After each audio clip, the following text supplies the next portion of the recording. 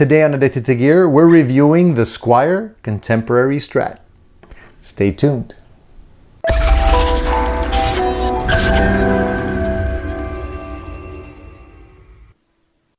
Well, it's new guitar day on Addicted to Gear. Yes, I'm holding a brand new acquisition. This is the Squier Contemporary HH Stratocaster in beautiful pearl white. Great guitars. I just, couldn't stop thinking about this guitar ever since I did the initial review way back when they first came out at NAMM. And, I got excited about them because they looked really great. And I wanted to get one ever since then, and I had the opportunity to get this one, obviously used, because I don't like paying premium for anything. I'm kind of cheap that way. But when this one popped up used for a very, very reasonable price, I couldn't resist. Honestly, just look at it. Now, you might not realize that the paint on this guitar it's actually white, but it's pearl. It actually has little flakes, metallic flakes in it. They're very, very, very, very subtle. So it's not overdone, and it looks really, how can I put this? With the black pickguard, the zebra stripe humbuckers, the two knobs, and the pearl white paint job with matching headstock painted the same way as the body. Beautiful maple neck. It really does, to me, seem like something very similar to another brand that Fender owns, known as Charvel. And it just, to me, it's like an affordable, well-made Charvel, in my opinion. Having owned a Charvel in the past, and I did a review on that, I had the SoCal, and it was a double humbucker Charvel with a Floyd Rose and a maple neck, similar to this one, very similar actually. And it's a great guitar. Charvel makes fantastic playing guitars, but they're owned by Fender now, so they cost about $1,000. The Charvel does. While these guitars right now presently sell for about $359 in the US, a little more in Canada. But honestly, what you're getting for that kind of money is a steal, in my opinion, just because you're getting a well-built guitar, you're getting a beautiful player Strat that doesn't feel cheap at all, and is a great platform for anyone that doesn't want to spend $1,000 on a guitar. So if your budget is below $500, this is the guitar to choose. And I'll go into more details about the positive and negatives about this particular model, but I can just tell you from the get-go that there's way more positives, in my opinion, than negatives. So let's get started on the review, and let's run down what you're getting for your money. So right now, the guitar, like I said, sells for $359 in the States, which is a real steal. You couldn't even buy, a body and pickups and a neck and hardware and everything and make yourself a parts caster for that price. So, you're really getting something where even if you decide to part ways with it, you can actually take it apart and sell it piece by piece and make your money back very, very easily. But I don't really see why you would want to do that, because it really is a great playing and sounding guitar. So let's look at the guitar in more detail. First of all, the body on this guitar is made of poplar, and it's relatively light, and I like that a lot because I'm not a big fan of super heavy guitars. This guitar is well balanced with the neck and the body. It's really comfortable to play. You have all your typical specs like a Strat. You have the tummy tuck here. You have the armrest carve here. There's nothing crazy in the back. Standard heel joint square, standard Squier engraved heel plate.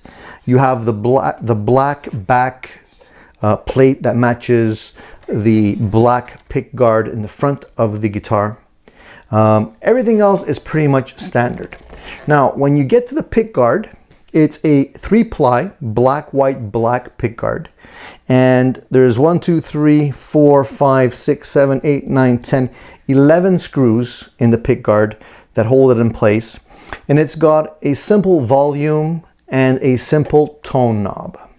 And you'll notice that regular Strats usually have 3. It's volume, tone, tone. In this case, there's only 2. Why? Because you only have 2 pickups and you have a 3-way switch. So the 3-way switch is basically neck, then you have both neck and bridge, and then bridge. No fancy push-pull pots on this guitar or anything like that. It's pretty simple and straightforward. Now, the pickups on the guitar are humbuckers, and they're really sexy, zebra, and it really goes well because honestly, you know, the black pick guard, the white guitar, black and white zebra pickups really look nice on these guitars, I think. And these are ceramic pickups, which means they're a little hotter than you would normally find with regular Alnico pickups.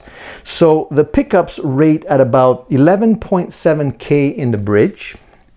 A little hotter in the neck, surprisingly. It's 12.4. That's the reading I was getting on this guitar. So the pickups themselves sound very good. I was actually surprised at how nice they actually sound. And you can tell when you're playing ceramic pickups, in a sense. At least I can. When I'm playing louder, you do hear certain characteristics when you're playing really loud that you don't necessarily get with Alnico pickups, but it's not necessarily a negative thing in my opinion, because they do sound very nice. They overdrive nicely. They don't sound harsh. You know, if they're well balanced and positioned properly, they actually sound very good. There's no real reason to swap them out. You know, if you're picky like I am and you want to experiment with other types of pickups, you eventually might want to consider swapping them out for something else, but you don't necessarily need to do that. Now, the bridge on this guitar is a 2-point bridge. It's not the vintage 6-screw type bridge. So they went a little modern with this one, but I like these kind of bridges because they're very accurate in terms of coming back to the proper position after you use the tremolo arm with them, right? The whammy bar. And what I like also is the fact that they use the solid block style bridge saddles. It's because they're quite comfortable. They're actually very comfortable when you're playing, and if you're doing palm muting, you're not getting anything sharp being stuck in your palm like you usually get with the vintage ones. Sometimes the screws, depending on how they're adjusted, will stick out a little bit and it'll be a little bit rough to use when you're playing. And I like these ones a lot more. So overall, the bridge works very, very well. I'm gonna mention that the bridge block is the thinner style blocks, but that doesn't necessarily make it any worse than, you know, what you would normally be using. If you want to upgrade the guitar, you can always get yourself something a little bit more beefier in terms of mass and put it in there. You might opt for a brass saddle or something like that if you feel like you need to do that. But I don't really notice huge tone difference when you increase the block. So it's up to you, but you know, you might not necessarily need to do that. Now let's look at the neck, because the neck is always the most important part of any guitar in my opinion. And I always say if you don't bond with the neck, you're not going to like the guitar. So what's the difference between this neck and say what you're getting on a typical Strat or say a Charvel? So I can tell you right off the bat that this neck compared to my Charvel San Dimas is a little bit different. The San Dimas was a little bit flatter in the back of it. This is more of a typical C-shape neck, where the San Dimas was a little bit more modern, in between a C and what you would get on, say, an Ibanez guitar. A little faster. A lot of people refer to that style neck as being a little faster because it's a little less chunky front to back.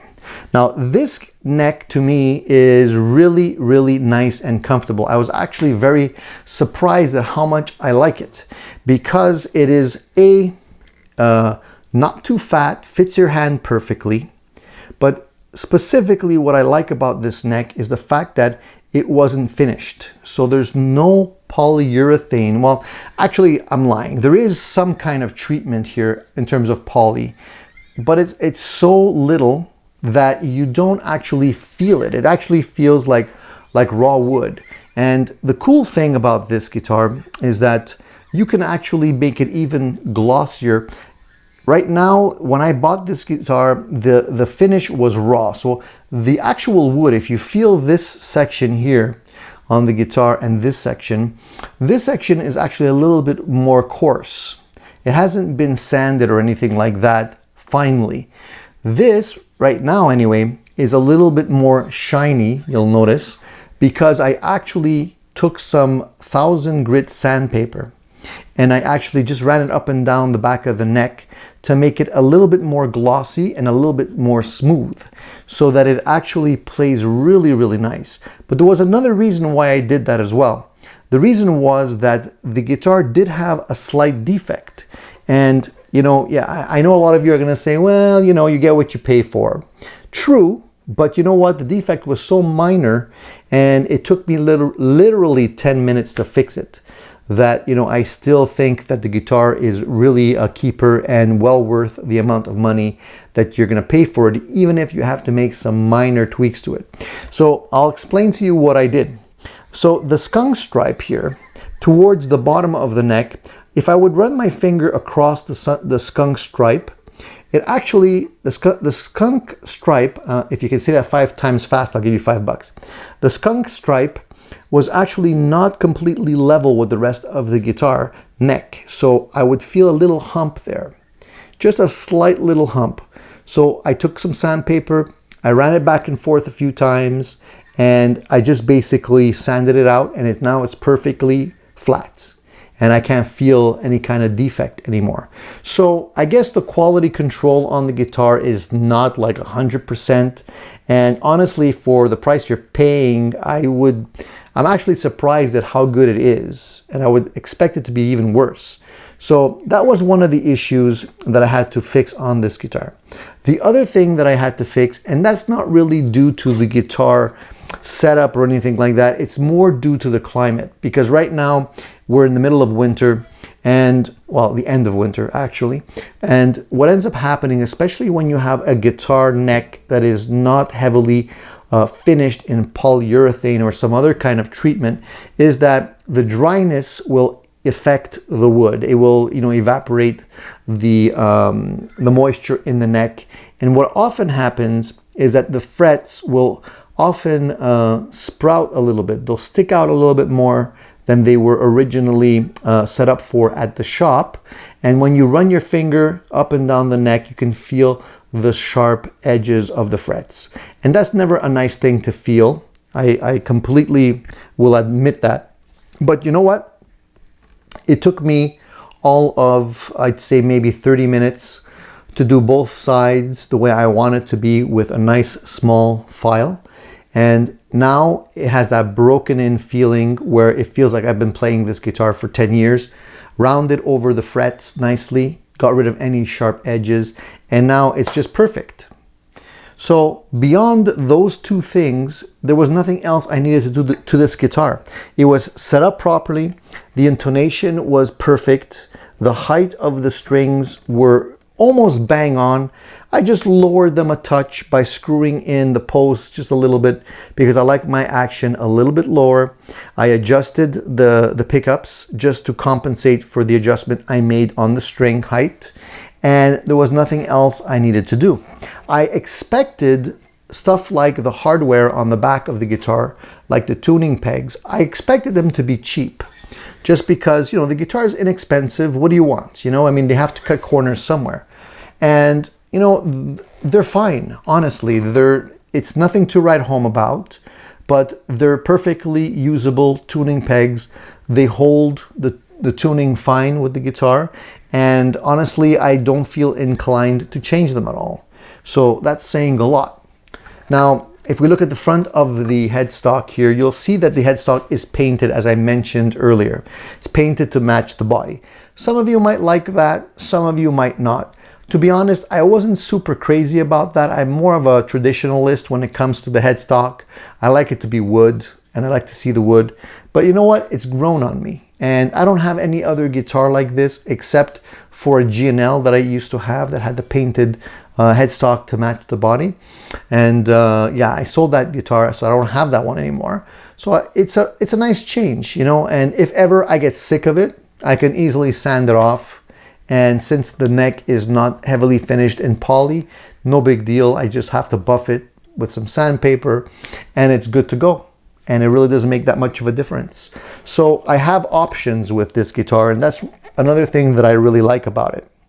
Now, the only thing that's kind of like, to me, sort of like a little bit cheap is the fact that they didn't put a 3-ply pick guard on the back, and the pick guard is kind of matte. So it looks like it's a cheap kind of afterthought cover to the back plate here, as opposed to the pick guard, which is nice and shiny, a really nice rich color, and it's 3-ply.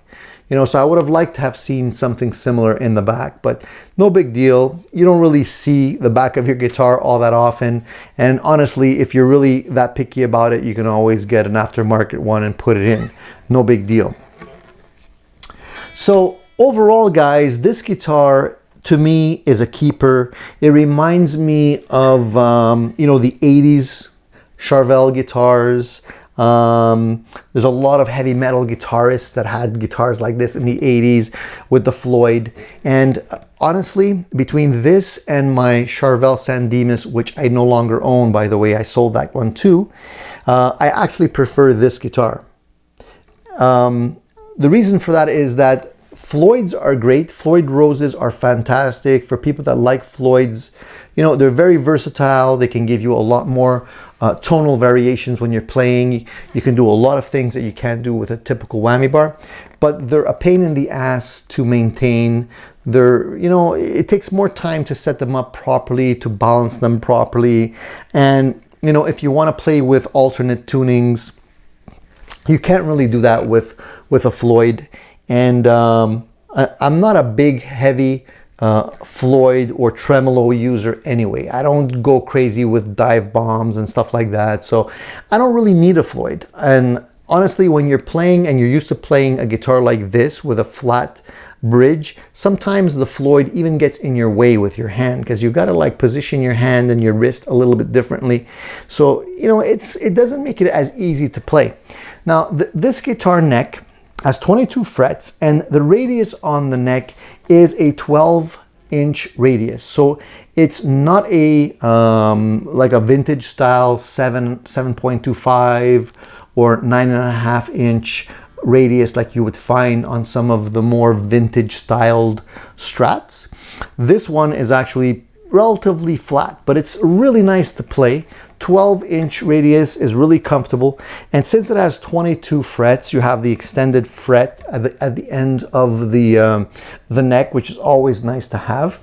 And they call the frets on this guitar jumbo, but honestly, I would say they're more mediums than jumbo, in my opinion.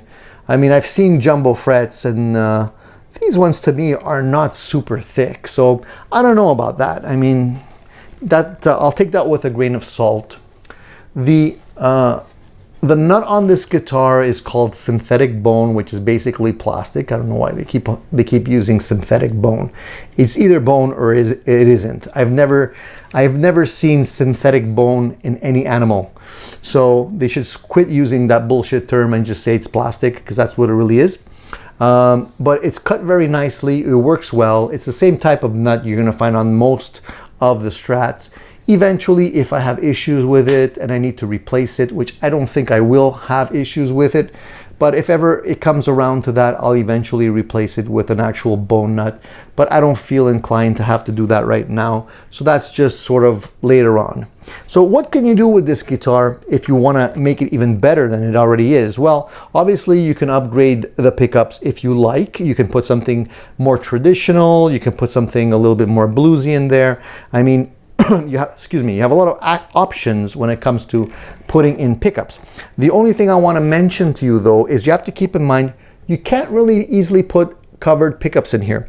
The reason for that is because the cutout in the pick guard is rounded on the edges of the pickups, so it's really made to have uncovered pickups put in there. So if you try and put pickups that are covered or have, like, you know, nickel covers, chrome covers, whatever you want to put in there, it won't fit. So just keep that in mind, okay? Because that's sort of a little gotcha, and people will automatically assume they can put anything they want in there, but that's not necessarily true. So I would stick with the Zebra, because the Zebras just look awesome on this guitar. So if you're changing and you're upgrading, get a set of Zebra pickups, whatever you like, put them in there and you're good to go.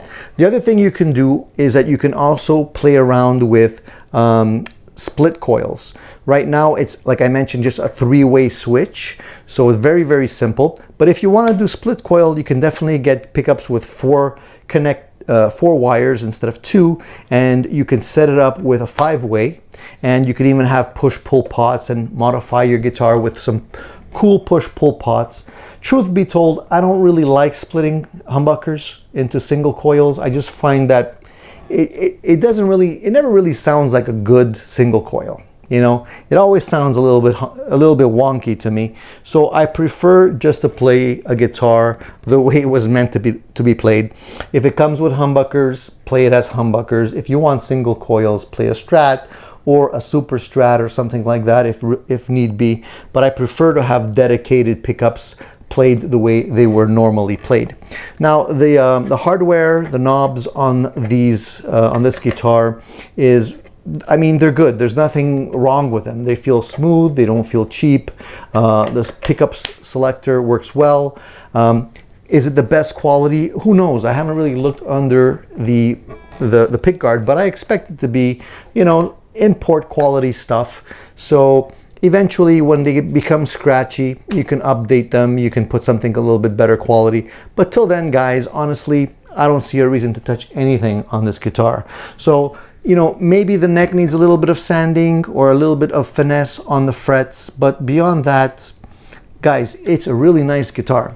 So I'm gonna keep this guitar for a long time. I particularly like the pearl on this finish. I have another Squier that also has a pearl finish, but it's not exactly the same. The sparkles on this body is actually quite more subtle than on the other one, and the other one is a little bit darker pearl, so they're not identical, you know. But I like the fact that there's the black and the white knobs and everything. It really looks cool. It reminds me of like I said, those 80 guitars that a lot of people played, you know. And I just really dig it. I think it's a fantastic buy, and for the price I paid it, guys, on the used market, man, if you find these things used, just snag them up. Honestly, don't even think twice. If I find another one, I'll probably take it, because honestly, you just buy a body, an aftermarket body, and they're gonna charge you, you know, 175 bucks for a regular poplar body, and you're getting the entire guitar for a little bit more than that, with the neck and the pickups and everything, and it's great. You know, it's really fantastic. So again, the Squier, I mean, I was a big fan of the Squier Classic vibes. I thought they were tons of value for the money. Well, they did it again. Squier really impressed me, and they're really knocking it out of the park with these affordable guitars. I think, honestly, they have the working man in mind.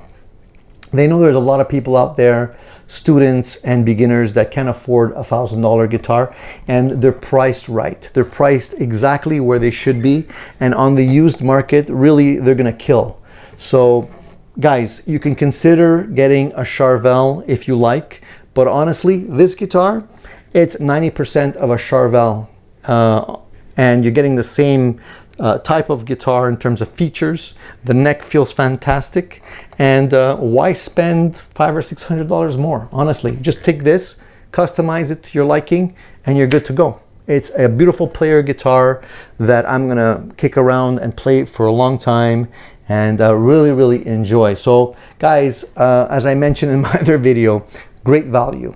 So check them out. If you get to try them out in your local store, just check them out. You'll see what I mean. And I think you'll be very impressed, just like I was. And don't be put off by minor things that can be fixed very, very easily. If you don't have the skills to do it yourself, you know, bring it to a tech. It's not going to cost a lot of money. It's still going to be worthwhile, I'm telling you. And if you don't like the neck, heck, switch out the neck, put something else. You know, if you like a rosewood neck, this one doesn't come in rosewood. That's one of the things I wanted to mention before I say bye to you guys, is that this guitar with the 2 humbucker configuration does not come with a rosewood neck. There's another one that they have, which is the HSS version, which does come with a rosewood neck. I'm